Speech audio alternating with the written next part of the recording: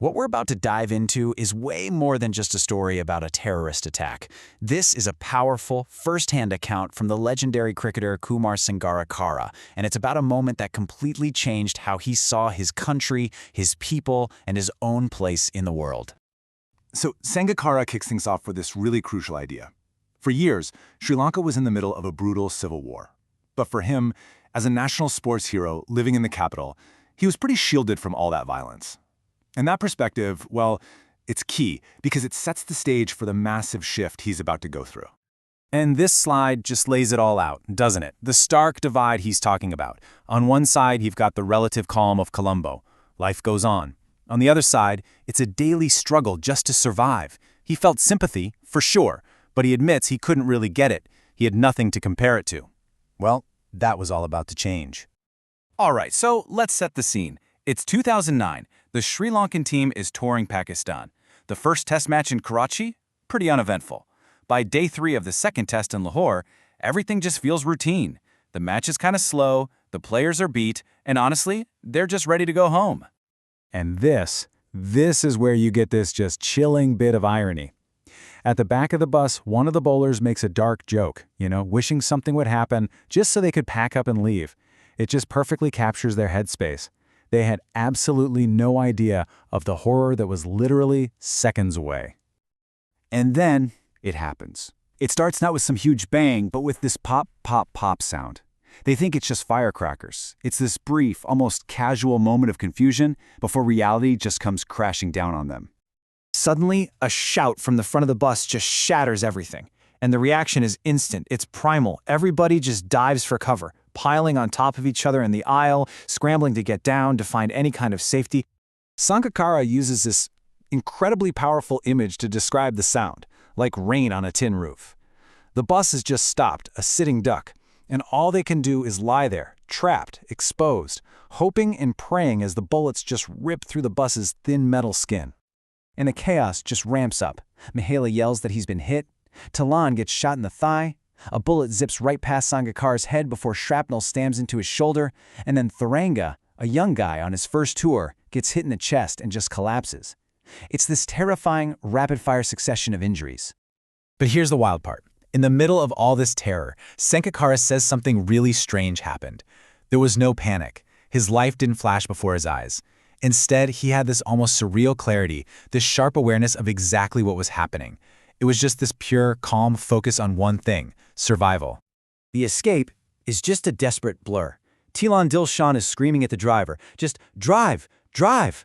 The bus lurches forward, swerving like crazy through the attack, and then, somehow, miraculously, it breaks through the gates and into the safety of the stadium. Inside that dressing room, the scene is completely surreal.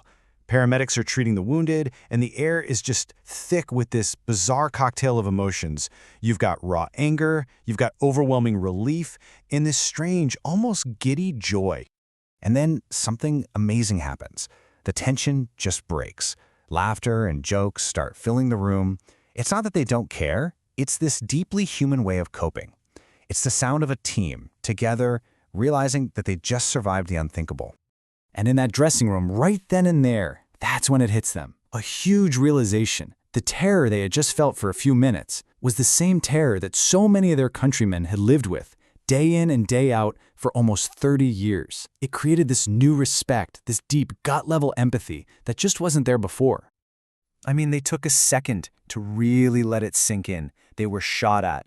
Grenades were thrown at them. They were injured, targeted. They had looked death right in the face. And yet, they weren't broken. In that moment, they didn't feel fear or defeat. They felt this incredible, defiant strength rising up inside them. And this, right here, this became their shared belief, a silent understanding that bonded them more than any win on the field ever could. This was the spirit they'd seen in their people for years, and now, for the first time, they felt it in their own blood. They finally got it. They understood what it meant to be resilient, what it truly meant to be Sri Lankan. But the story doesn't end in that dressing room in Lahore. No, maybe the most powerful moment of all comes a week later, after they're back home in Colombo. The immediate shock is worn off, and now it's time to reflect. Sangakkara is driving, and he gets stopped at a routine military checkpoint. A soldier recognizes him and just politely asks how he's doing after the attack. And it's this simple, small conversation that gives the story its incredible climax. The soldier looked him right in the eye and said this. He told Sangakkara that as a soldier, he's ready to die. It's his job. But you, he said, you're a hero to the people. Your loss would be a tragedy for the whole country. And Sangakkara was just floored, speechless. How could this man, who puts his life on the line every single day, see more value in a cricketer's life than his own? The sincerity, the selflessness of it, it just left him feeling profoundly humbled. And right there, that became his new purpose, to be worthy of that soldier's love, that quiet passion, that selfless sacrifice. The attack in Lahore gave him a terrifying look into the lives of his countrymen, but it was this soldier's simple words that gave his career and his life a much, much deeper meaning.